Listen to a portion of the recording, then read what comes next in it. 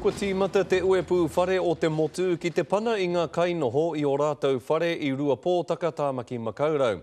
Ko te take, he whakaritenga hou tā te uepu mo te whenua e tū mai rā aua whare rā. Hioi hei tā ngā kainoho, e kore rātou e haere whekenoa.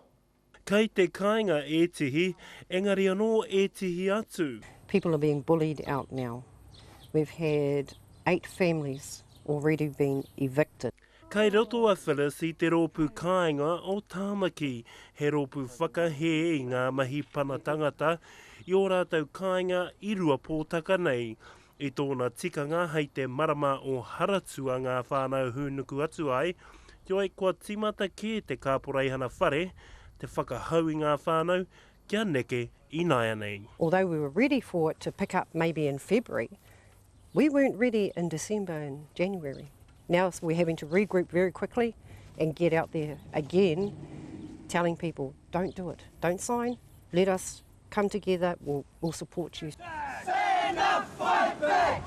Koe nei ngā kainoho pukuriri nei i tērā tau, i tai atu ngā reta te kāporeihana whare e ki ana, ko tahirau e 56 ngā whare ka turakina hei whakatū i ngā whare hou e 210.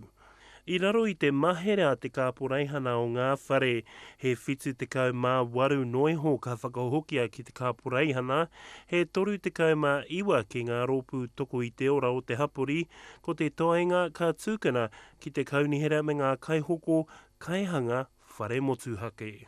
This is all we've known. We're stable, we're secure, we know where we come home to every night, we know where our kids are safe at school, we know how long it takes for them to get back.